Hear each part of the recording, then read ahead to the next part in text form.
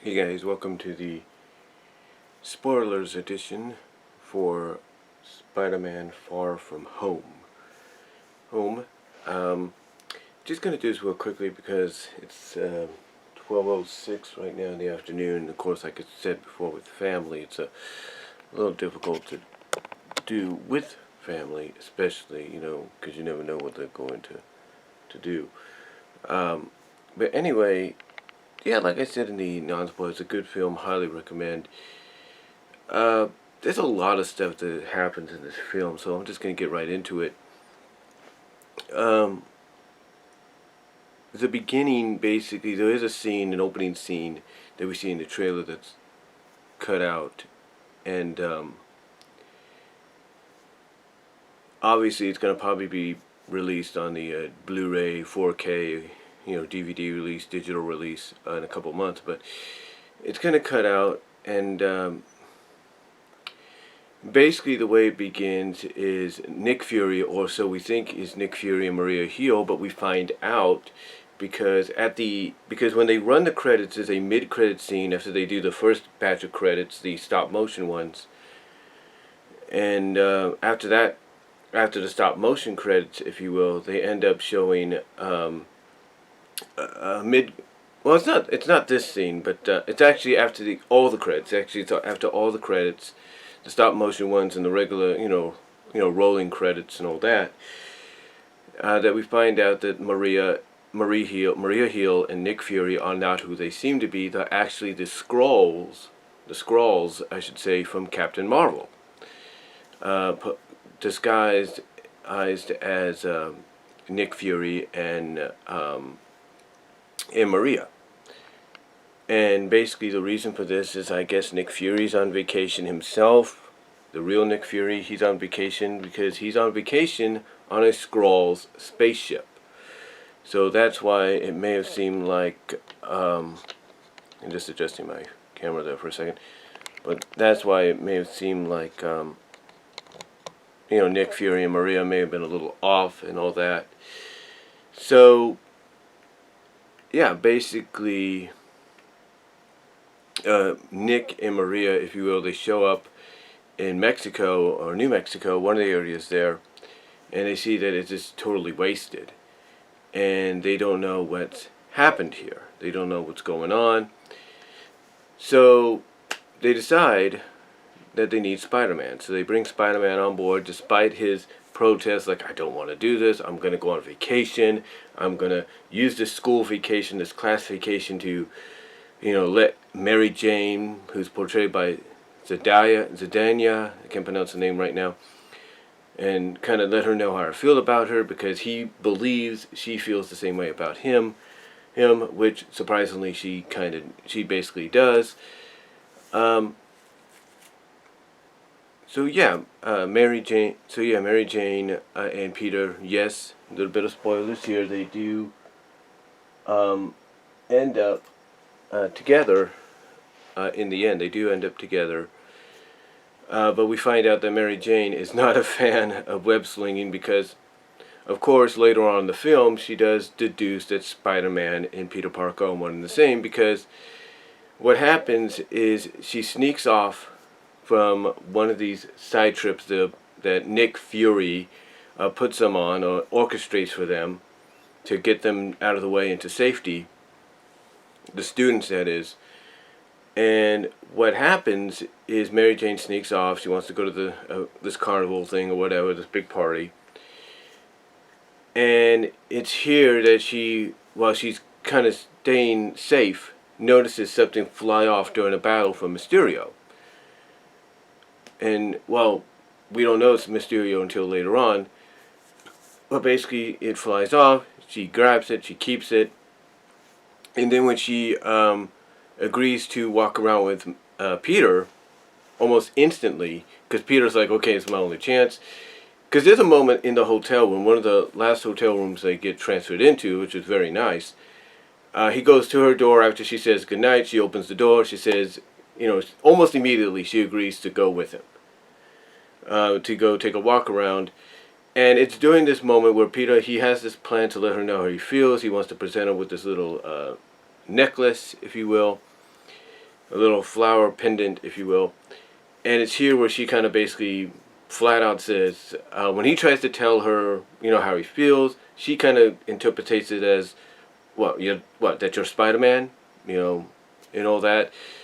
And it kind of surprises Peter at first, because Peter's like, no, I wasn't really going to say that. No, I wasn't going to say that. And she's like, and she basically has to spell it out. Well, not necessarily spell it out, but she has to basically point out a lot of things going on. Like, well, how do you explain this? How do you explain that you're gone, here's Spider-Man? Spider-Man gone, here's you. Da da da da da. So, Peter tries to still play it off, and then Mary Jane's like, okay, I'll play a little trump card of mine, and she brings out the device that fell off during the event, or during the last battle with the fire monster.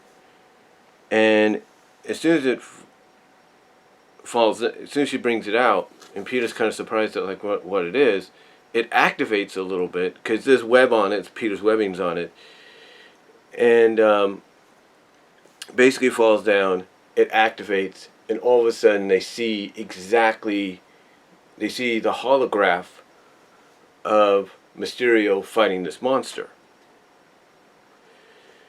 And it's right here where Peter realizes, oh shit, excuse my language, God, but he's like, oh shit, I've been duped. I've been fooled. Nick Fury's been fooled. Maria, basically this is where Peter realizes, crap, we've been deceived. And pretty much he has to get word to Fury, because what he's done before this, what Peter did before this, thinking that Mysterio, Quentin Beck, was on their side, was a good guy, he had basically handed over control of the Edith protocol, the Edith program, which could be activated through glasses that Tony Stark would use, over to Quentin Beck. Basically, he ordered Edith to give control or to work for Beck now. And that's basically what happens. He basically says, Edith, hand over control to Quentin Beck. And that's what happened. Basically, that's what happens. So, yeah, Peter realizes, oh crap, I goofed. I just handed Edith over to a liar, to a real villain, to the real threat, if you will. And we find this out because after Peter leaves the hub, where Beck treats him to a drink, Beck basically reveals everything. Everything just starts to break down. The illusion basically stops. And this is where the revelation comes out that Beck, along with some disgruntled employees or ex-employees of Tony Stark's, has come together to basically get back at Tony. I mean, Beck even says that instead of trusting the power of something like Edith to someone that is smart like him, he instead wants to trust it to a child. So yeah, basically, long story short, Peter finds out the truth, and of course, in any typical superhero film, even after finding out the truth about someone like Beck, he's still blindsided. He's still put through a loop and everything.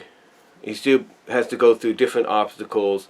Beck basically, give him credit, whether you like the guy or you don't, is able to find out because he's gathered all these people together. So it's like they're rehearsing. It's like a big act for them. So what happens is during the rehearsal, they find out that one of the things, holograph things, is not responding correctly. So Beck has Edith track it down, give him location and visual, and he sees that not just Mary Jane has it, but sees that Peter has it, and basically deduces that crap. Or basically right there, deduces that Peter now knows his plan.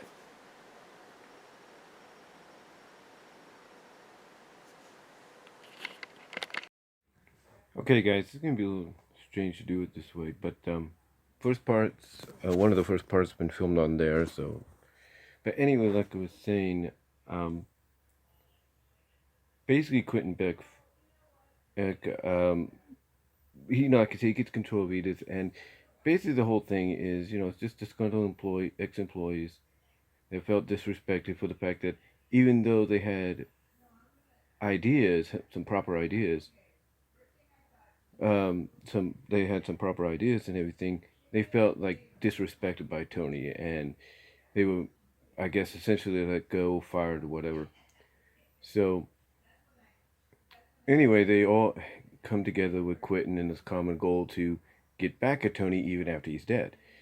And they want to do it by essentially making Quentin a hero, but you can kind of see some cracks.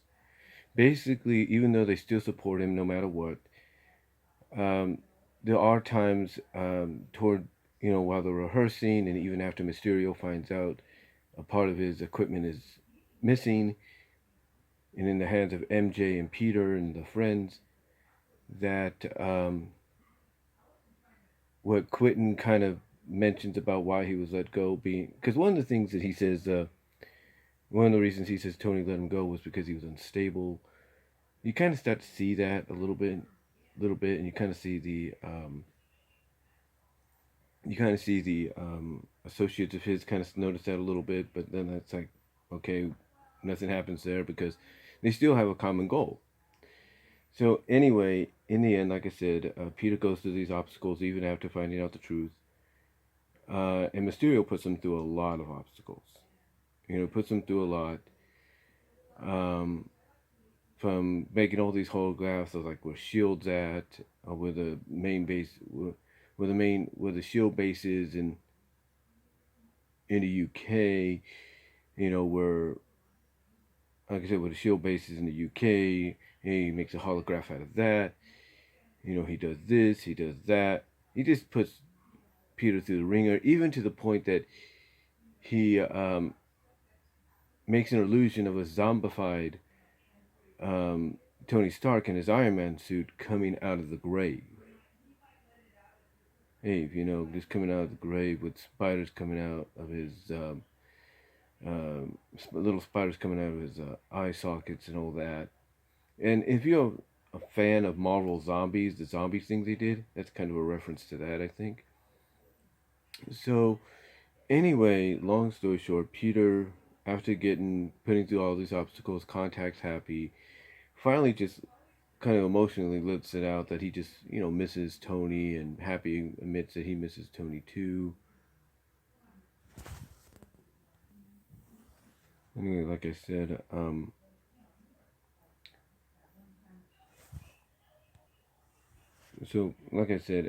anyway, Peter goes, he finally lets his heart out and everything, and Happy even says, Happy had to go pick him up in a jet, even admits that he misses Tony too, and it's Happy that basically kind of helps him helps pick Peter back up and says, look, Tony knew what he was doing when he picked you, and he's not asking. He basically says, look, you're not going to be Spider-Man, but you're going to be something. Basically, he's telling Peter, look, you're not going to be You're not going to be Iron Man, the next Iron Man, but you are going to be somebody that can fill that void. And it's through a sequence. It's after those encouraging words that that Peter says he needs a suit. Happy says I can handle the suit. I can handle that, and shows him a back area of the jet that basically is all set up for him to come up, that has all the different kind of Spider-Man outfits programmed into it or downloaded into it, and he uses everything and basically Peter starts getting to work putting together all these different elements that he needs to make the best suit he can to go up against Mysterio. And Happy's looking at him, and it's like, you can tell when Happy's looking at him, kind of smiling. When Happy's looking at him, and basically what I'm trying to say is Happy, while Peter's doing this, Happy's looking at him. You can kind of tell that Happy does see Tony in Peter there when he's doing that. So anyway, long story short, they finally do get back to the UK because again, the class is just being sent all over the place to try to keep them safe, and basically, like I said, they're trying to keep them safe. And Quentin wants to take them out because they have a piece of evidence that can link all this to him. Basically, say, hey, everything that's been going on, it's all been an illusion. It's been fake. It's been this guy behind it. So he's doing everything as well as these people associated with him. So he's doing everything he can to, um, take them out.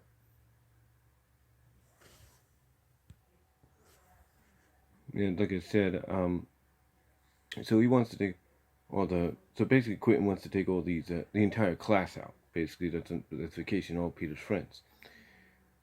So, long story short, like I said, Peter and Happy make it back to the UK, and Peter has to basically do what he can to take out all these drones and everything.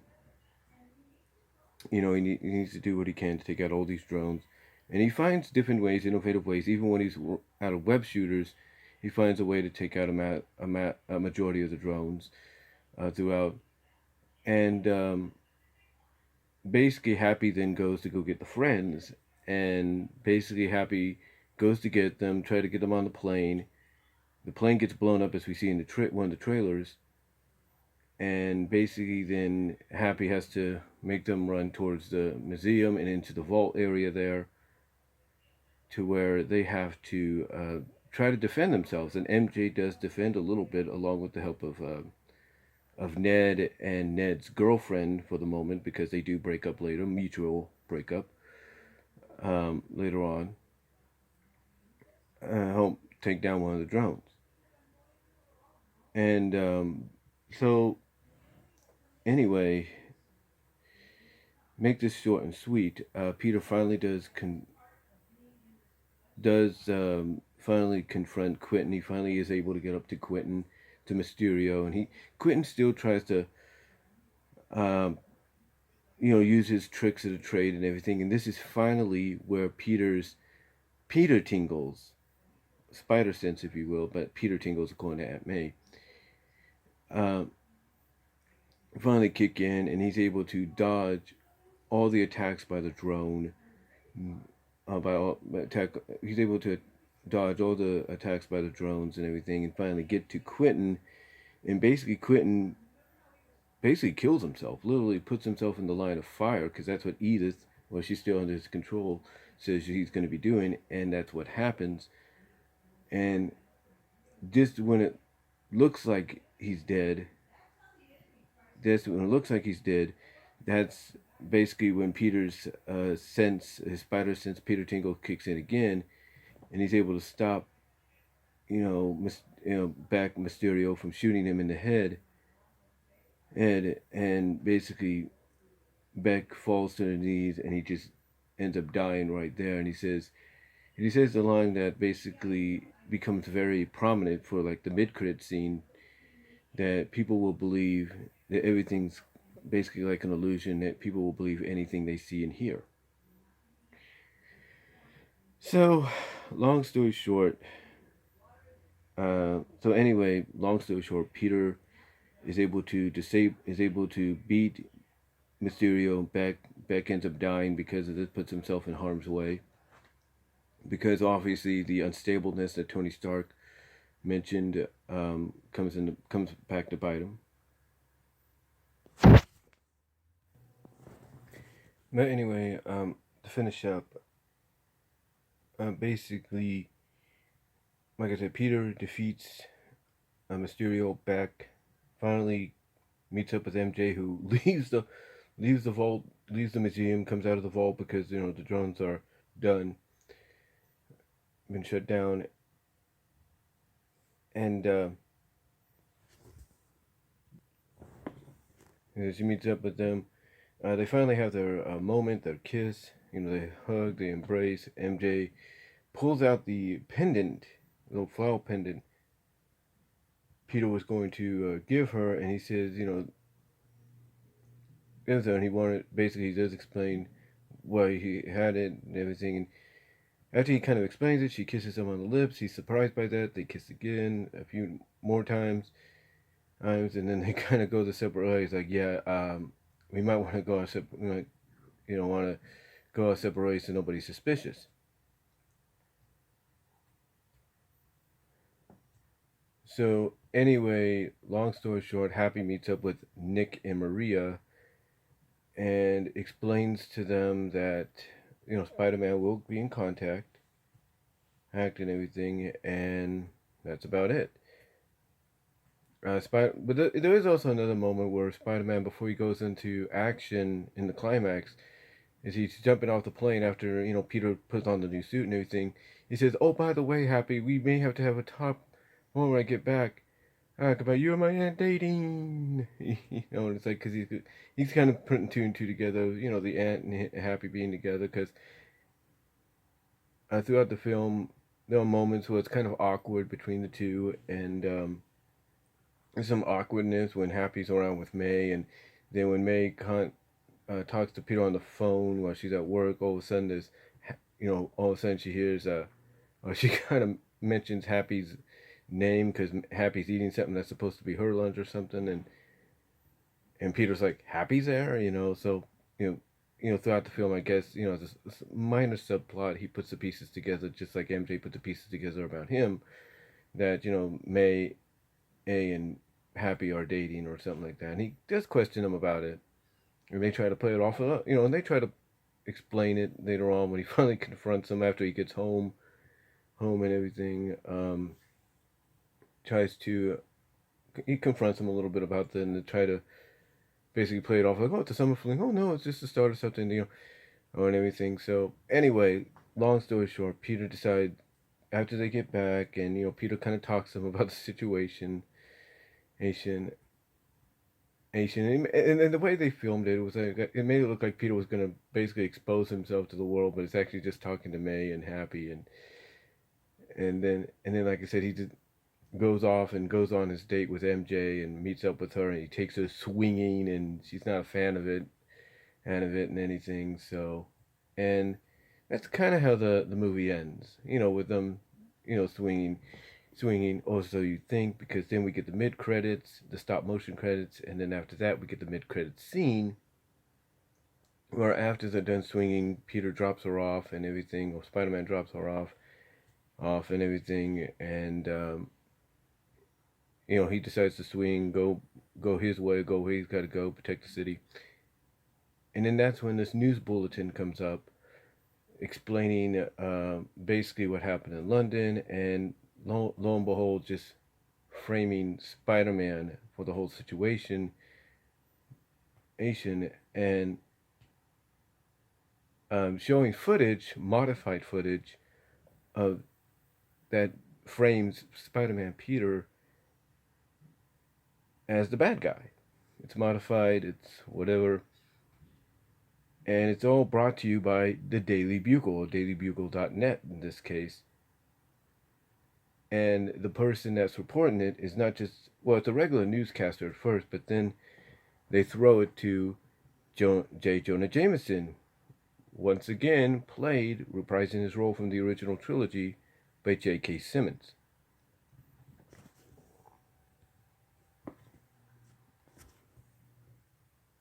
Sorry, just checking something there. Yeah, but like I said, basically J.K. Simmons reprises his role as J. Jonah Jameson from the original trilogy, and basically not only elaborates more on Spider-Man being the real threat and everything, but then showing the last footage of Mysterio basically saying that Spider-Man is Peter Parker, and they show not just Spider-Man, but then they show Peter's face, and Peter's like, "What the?" Because now everybody knows who he is, and the way I don't know how they're gonna play this out in the future movies.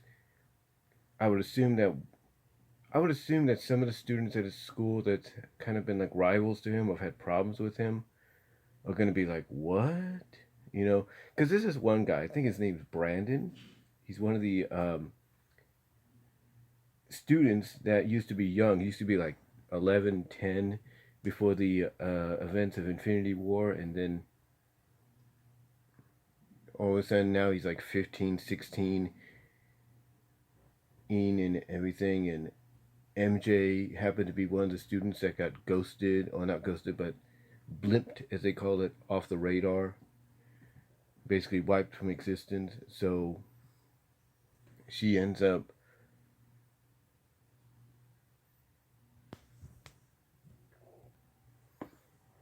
But anyway, like I said, you got this one rival. He even confronts Peter and says, "Look, I know you're trying to get with Mary Jane."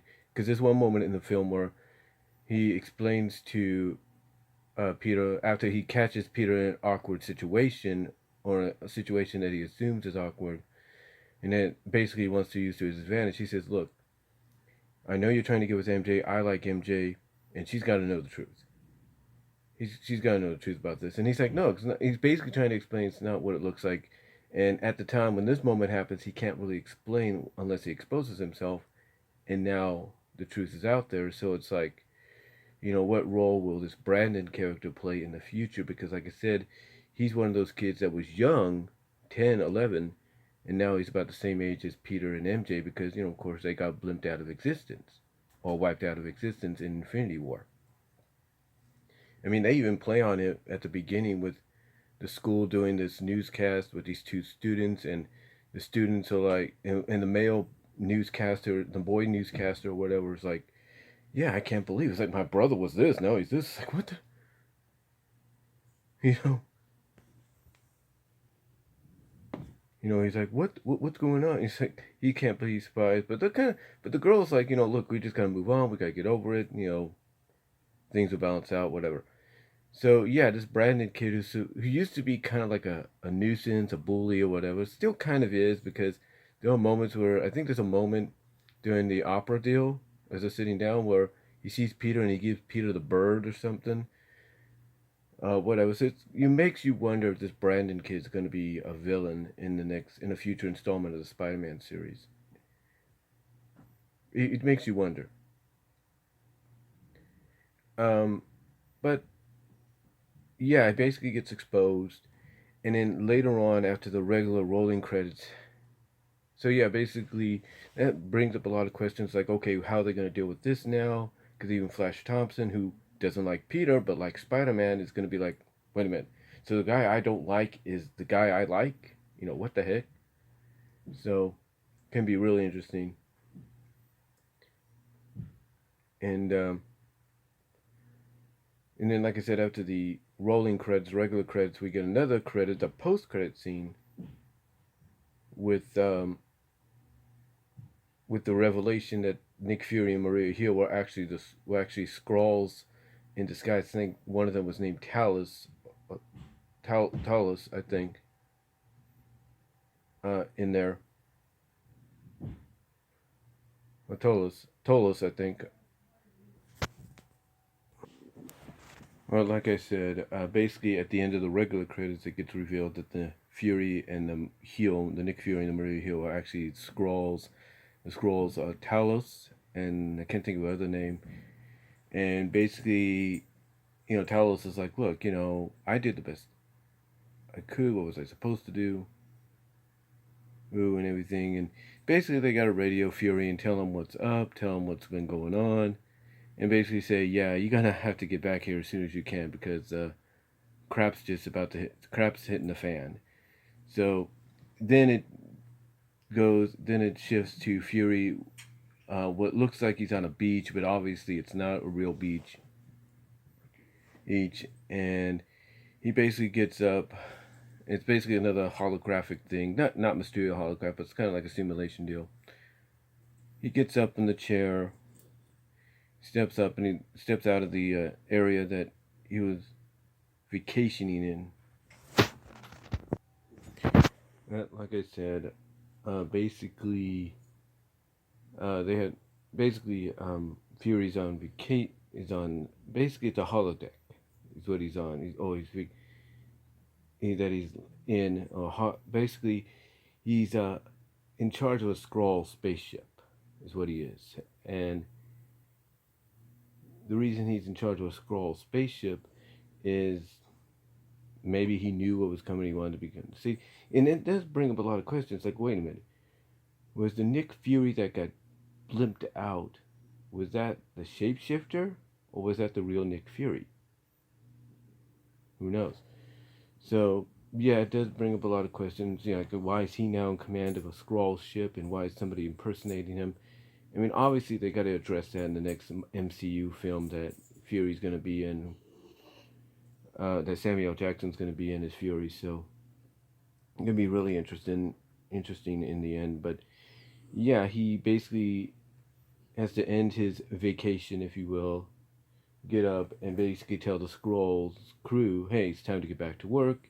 He asks where his boots are, and that's basically how the movie ends. So it does raise a lot of questions. Like the mid-credits ones, it's like, how are they going to do it? The mid-credit one asks the questions of how they're going to deal with this.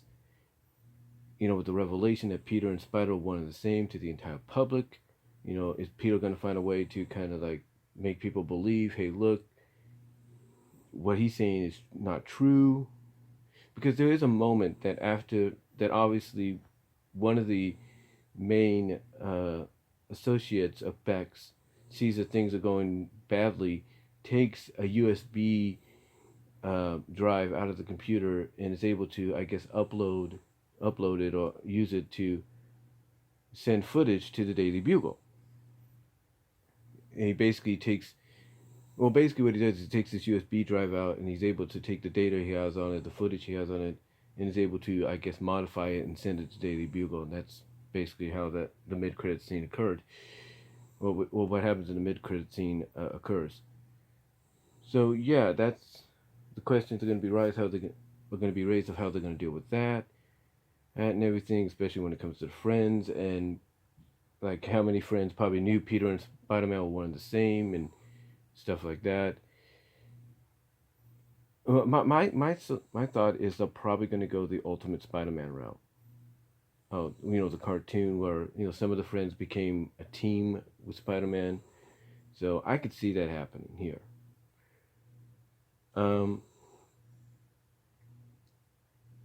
As well as the whole Nick Fury being in charge of a spaceship deal, Skrull spaceship, it does raise questions if that's kind of like an Easter egg, like just a prelude of what the next phase is going to be. Because if he's on a ship